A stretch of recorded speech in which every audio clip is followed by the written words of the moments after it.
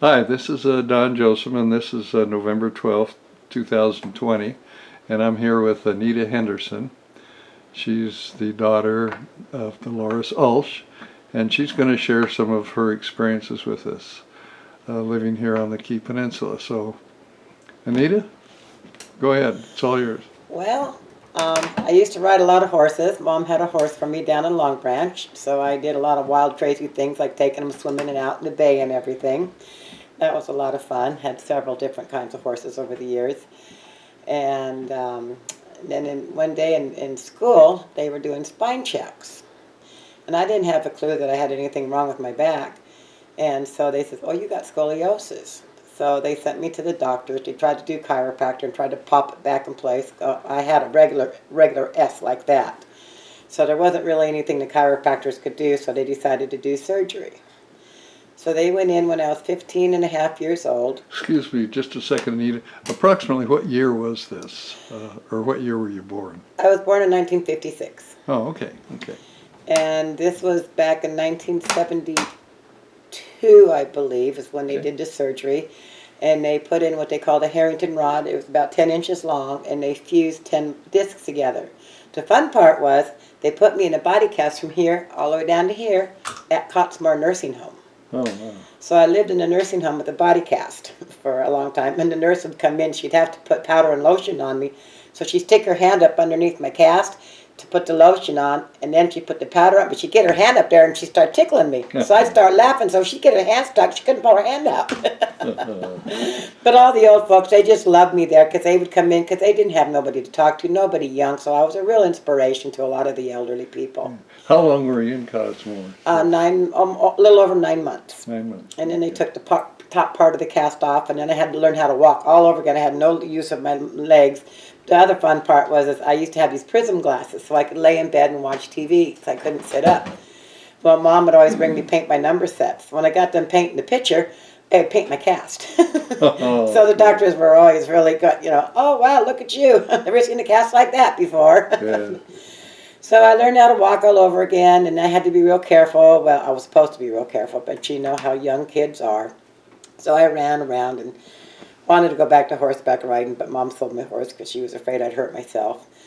So as time went on, I was helping the guy I was with at the time, Bones. We ran a wood business, and so I would be out there splitting 3 cords of wood a day. And that was a rough job. Oh, yeah. And I did that for quite a few years. Well, over the years, it finally caught up to me. So about 6 years ago, they had to go in and do more major surgery. I've had probably 5 major surgeries in the last 6 years. Oh, wow. And then a year and a half ago, on May 30th, they went in. They had to fix broken rods. I had 3 broken rods in my back because I do too much. So they fixed those. And so I had to start over walking from that driveway to that driveway. That was my walk for the day.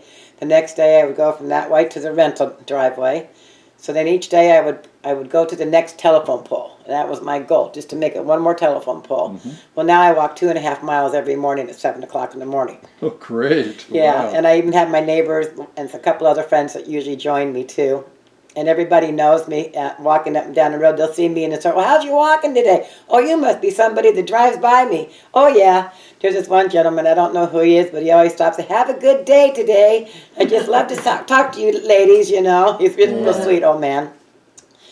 And now I'm having more back problems, of course. I just went to the doctor yesterday. I got to get bone scans to see what's going on with my back again because I've been in a lot of pain.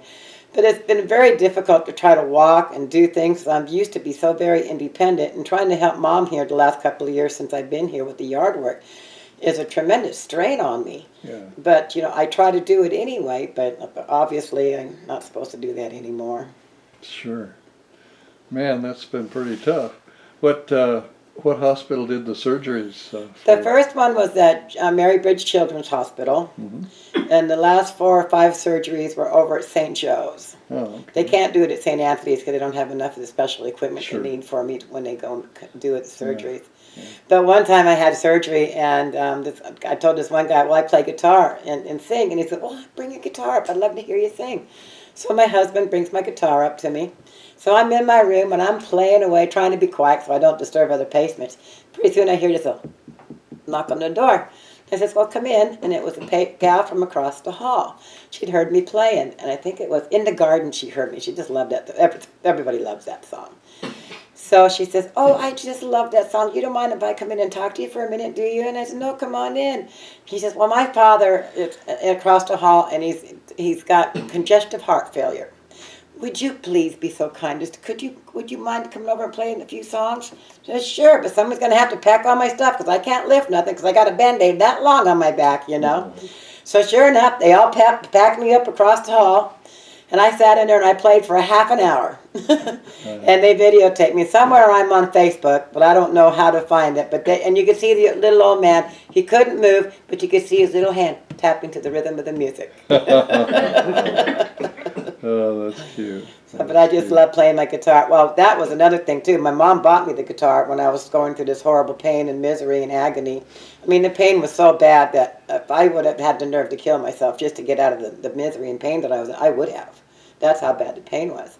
So Mama bought me this $200 guitar, and I said, well, I better prove her right. I better learn how to play this thing. I remember 3 chords from when I was a kid. So I learned those, and then I had the Long Branch Jam bluegrass books. And so I kind of snuck it out of the church. You used to do these blue jams. You go once a month, and everybody had a songbook. Everybody had an instrument. Could sit in a circle, and anybody can come. It was a lot of fun. So I sat there, and that gave me something to focus on. So I wasn't thinking about my pain. And I mean, I would play hours and hours and hours and hours and hours. I'd drove my husband nuts. But over all those hours of playing, I learned some new things. And I had a friend. What is his name? Oh, he drives the bus sometimes for the senior center. Little guy with ponytail. You know who I'm talking about. Oh, Bill Lloyd. Oh, okay. Yeah, and he's quite a character. So he came over and was giving me a few hints and tricks and tips and helped me get going a little farther. You've mentioned your husband twice. Can you tell us just a little bit more about him? Well, he's a 2-time cancer survivor. His name is Larry, and he still lives down in Long Branch, and I live here, obviously, and we're still really good friends, but we're just not compatible to live together. Sure. But he'd had colon cancer, and then after that, so they fixed that, and then he'd come down with kidney cancer, so they took his kidney, and the one kidney he's got left, it's got a small tumor on it, so they're watching that real close, so they don't want to mess with it, because if it's cancer, it's going to spread everywhere. So his health isn't real good, so. So your life has been pretty much, you've lived here on the Key Peninsula. Yes, well, I lived in Bremerton and Port Orchard for a little while in my younger years, but I always migrate back this way. Sure. I just love it out here. What are your fondest memories of the Key Peninsula here? Riding my horse now where there's houses and developments. I used to ride through all the old logging roads out here that were starting to get overgrown, and there was nobody out here then. You know, you could ride anywhere. You could walk down the street and nobody would bother you. Sure. You know, now when I moved back out here, they took me all, driving me all around the neighborhoods out here, and oh my God, there's a development here. I would have never thought. You know, and so many of them. There are little hidden developments everywhere out here. It's a lot more populated out here than people think. Okay. Did you go to school out here on the Key Peninsula? I did. I went to Evergreen Elementary. And then from there I went to Goodman and Gig Harbor for the 7th and 8th grade. And then the 9th, 10th, 11th, and 12th grade I went to Peninsula High School. Oh, okay. Okay. Good. Other than the cordwood, doing chopping and all that you talked about, did you do any other kind of work or? Not work for money. Well, I did work for Francis Haddon Morgan Center. That was a place for disabled and mentally solved problems. I worked in the office, getting them caught up on their old medical updates. Sure. And then when it came time for me, I wanted to be a full position there, but they only kept me as a temporary. So they said, well, in order to be a full position, you have to go take the test in Seattle. I mean, I'm already doing the job. Sure. So they made me go take this test in Seattle, which I failed by just a small amount. And they said, no, we can't keep you. And I thought that was really unfair because they just wanted somebody else that they liked in the office to take my place is what it was. So it really wasn't fair. So I haven't really worked a lot. So, but I will always like to do arts and crafts. I'm an artist. In fact, there's a painting right over there and on that wall. Oh, okay. And then there's another one with a mountain behind you by the clock. The one Oh, by the clock. wow. Yeah, so that's what I used to do in my spare time too. Okay. Those are nice. So anything else you'd like to add? I don't know. Can you think of anything, Mom? I don't know. I can't think of anything else. Okay. Well, thank you, Elise. Appreciate you sitting down and letting us record you for the Key Peninsula Historical Society. welcome. Thank you. You bet.